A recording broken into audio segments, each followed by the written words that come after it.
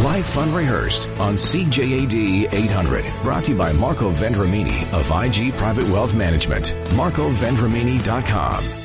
And good afternoon. Welcome to Life Unrehearsed. Thanks for joining us. This is a show about the ins and outs of family life.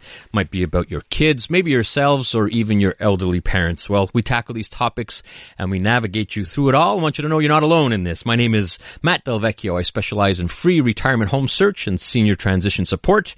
Along here with my co-host, Corrie Sirota, clinical social worker and psychotherapist specializing in grief and loss. Hello, Corrie. Good afternoon, Matthew.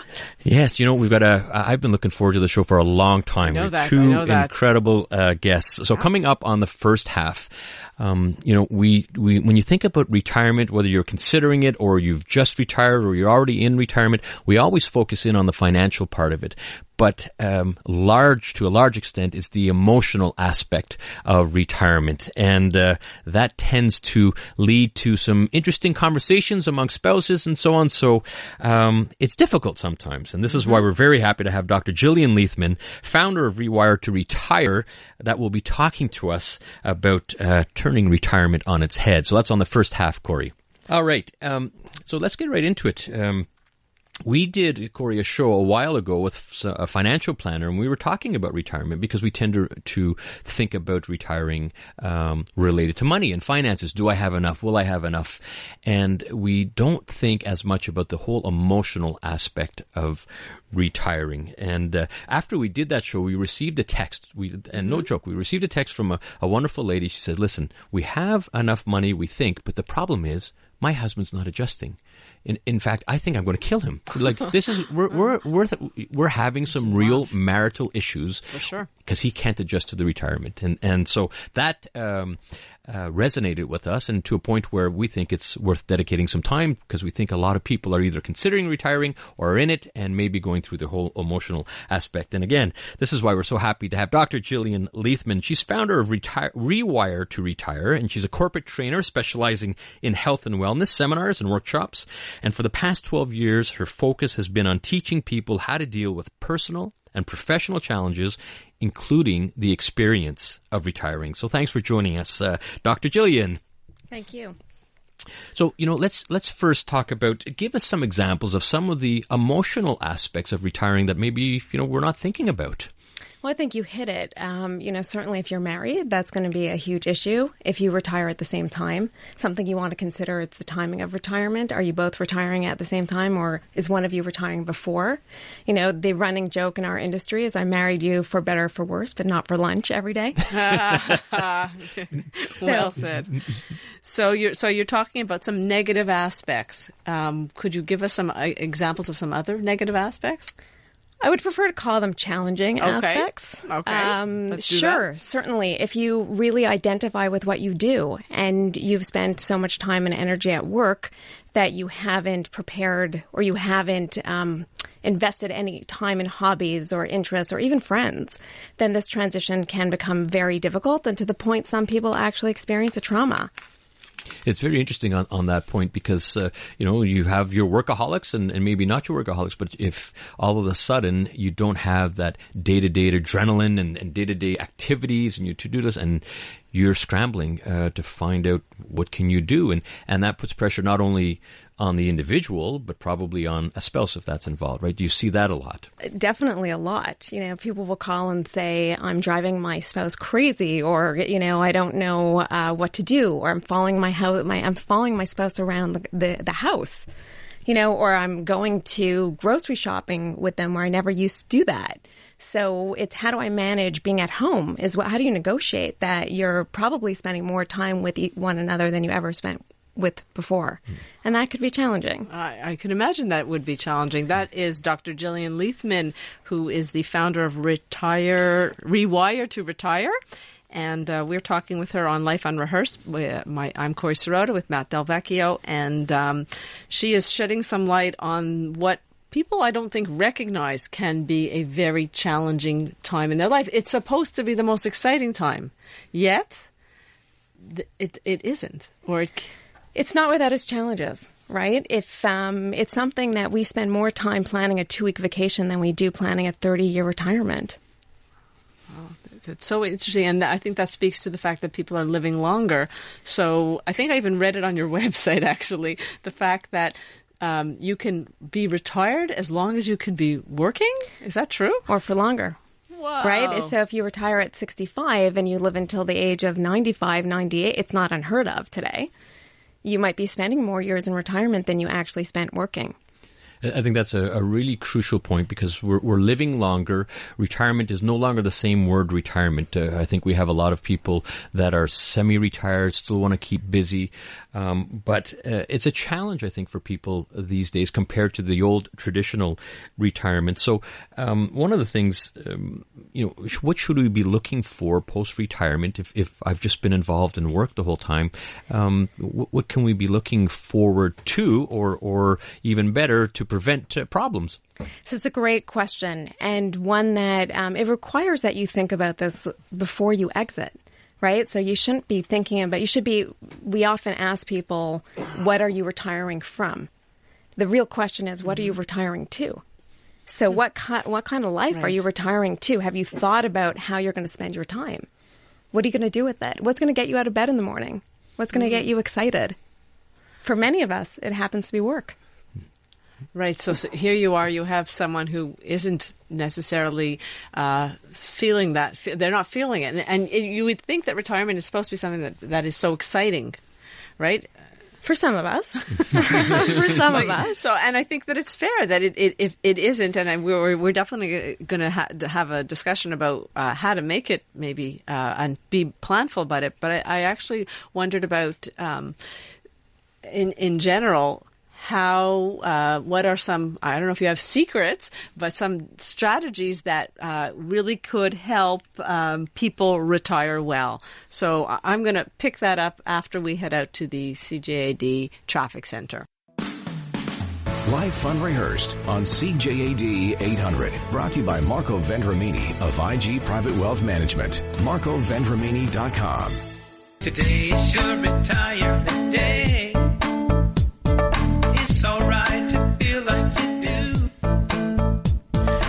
Welcome back to Life Unrehearsed. I'm Corrie Sirota with my co-host Matt Del Vecchio, and we are talking to Dr. Gillian Leithman, founder of Rewire to Retire, and she is teaching us so much about what one would need to know about how to have a positive and can I call it a healthy retirement? Absolutely. So what is it that they need to know to have a positive and healthy retirement? You want to think about it long before you leave the workforce. At least 5 years is not too soon to start thinking about what are you going to do once you leave. Okay. I wonder, though, we were talking off air, there's this number, 65. 65 is the retirement age. True or false? Well, it's culturally ingrained in this country, but there's no mandatory retirement in this country. So you don't actually have to leave your place of employment. Now, I should qualify that because it doesn't mean that an organization can't make it uncomfortable for you to stay. So if that's the case and you're stressed about work and you really don't love your work, then we definitely encourage people to leave and find something else. And I think that's a very important point because as we discussed before traffic, we were talking about how we're living longer. And I think the attitude is changing. And Corrie, you're bringing up a good point. We think of 65, okay, retired. I think that's totally out the door now, and people are thinking about, I probably need some more income after 65, number one. Number two, I still want to be busy, but I want to be able to work on my terms and on my agenda, maybe less hours, but still. So I guess, is that something called working retirement? Are we going to see more and more of this in our society? We are. We're seeing it now. We're seeing people certainly leave their first, we would call it a first career, and transition to a second career. Sometimes people leave and they don't realize that retirement is not necessarily what they thought it would be. So they go back into the workforce. But it's much, much harder to go back to where you came from. So it's really difficult to pick up from where you left off. So usually people will work in a different capacity, sometimes different industry, different organization. So you also mentioned off air something about phasing? Phasing retirement, phasing out. So it's not as big in Canada yet. It's much larger in the States. But if you have an option, if you can transition, if you can phase out of full-time work into retirement, it's the best way psychologically and physically for you to retire, because it gives you an opportunity to flirt with retirement while you still have some semblance of routine and regularity to your life. Right. So you would see if it's comfortable. That's Dr. Gillian Leithman talking to us about how we can effectively transition into retirement. And now, Dr. Gillian, we want to talk to you about some recommendations and what we can do. And if I could use for my world, which is transitioning seniors to go from their homes into retirement homes, I always ask the question, do you have any regrets? You know, and these are usually people in their 80s, maybe moving, and almost always they say, I wish I would have traveled when I had the ability to travel. And so I'm going to just put up wave the travel flag as part of one of the successful parts of retiring. So do you hear a lot of that in your world? Sure. It's actually very common. And I would say, you know, why are you waiting? Like, why are you waiting to travel? If you want to travel, travel now. Because none of us have a crystal ball. Right. We don't know if you're going to be healthy enough to travel when you do actually exit. So you should be integrating some of these things currently in your life. You know, we have it a little bit wrong, the way we structure time. So we work, and then we don't work. We spend 30 years not working in retirement. But you want to balance it. So you should be traveling, you know, while you're healthy enough to actually travel, because it's not such an easy thing to do if you're not healthy, right? Well, fair enough. And certainly, as you know about what I do for a living. So I just hear too many people, we were waiting, and so no, I think what I'm hearing very loud and clear is balance is such a key point. So part of that is, I guess, this phasing out or looking at some alternate careers. I don't know if it's part-time. What about seasonal work? So again, a lot more popular in the States, but it would be great if Canadians jump on board. So like CVS Pharmacy, they have people that actually could leave from the East Coast and go to the West Coast and work in the West Coast in a warmer climate. So seasonal work is a possibility. There's a lot of possibilities. That's the beauty of being in retirement at this stage. But you have to actually think, you don't necessarily have to retire because you turn 65. And you should be having conversations with your employer about what are the other options for you. And do you have some ideas of what you want? Maybe you want to work 3 days and not 5. Maybe you only want to work on special projects, things of that nature. These are the kinds of things you want to be thinking about, because human resources also has to plan for their workforce. If you choose to leave, they're thinking they have to replace you.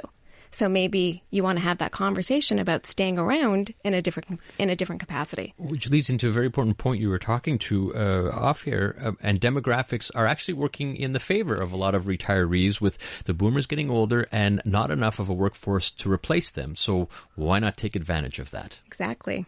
So can you give some examples of how that would work if you're maybe not set to retire completely, but you've got some skills, and maybe you're the owners or the bosses know you could pass on those skills on not so much of a full-time basis.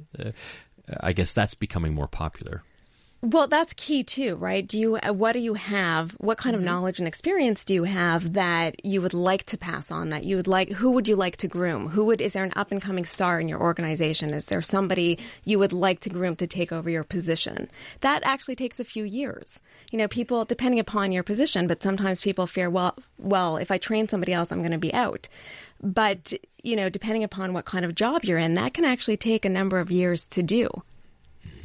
What a beautiful concept, though, of slowly phasing someone out and using those skills and that knowledge and that experience to train someone who can pick up those pieces. So now I want to switch gears and say, okay, someone has made the decision, or partners have made the decision to retire. What are some things that would be helpful for them to do that would keep them feeling not feeling like from so much to nothing? So again, I'm gonna come back to this idea of what are you retiring to? Right. Do you have hobbies? Do you have interests? Do you have friends? Your spouse, if you are married, your spouse doesn't want to be responsible for your entire social calendar. Right. They really don't. And actually, so we've seen an increase in what we call silver divorce in this country. There's an increase in people who are retiring and getting divorced because they don't know how to negotiate this time with one another. Right. Well, it's a new phase. I actually see a text came in. Someone asked us if you could talk about people that are pushed into retirement, not their choice. Sure. It's much, much harder to transition when you're pushed out. So again, we want to start conceiving of life beyond work. Do you have other interests? Do you have other hobbies? A lot of people, for them, especially men, their social network tends to reside at work. And you want to start thinking about making friends external to the workplace because, although I hate to be the bearer of bad news, we think we will stay in touch with our former colleagues, but most often it doesn't pan out. It's Dr. Gillian Leithman talking to us about effective retirement. Matt Del Vecchio here with Corrie Sirota. Okay, we're getting right down to the wire here. One more quick question concerning the children or the adult children of those that are about to retire. They might think, yes, grandma and grandpa are around. We got a full-time babysitter. So I would imagine communicating expectations are important. To everybody, to everybody, your adult kids, to everybody that, this is also your time.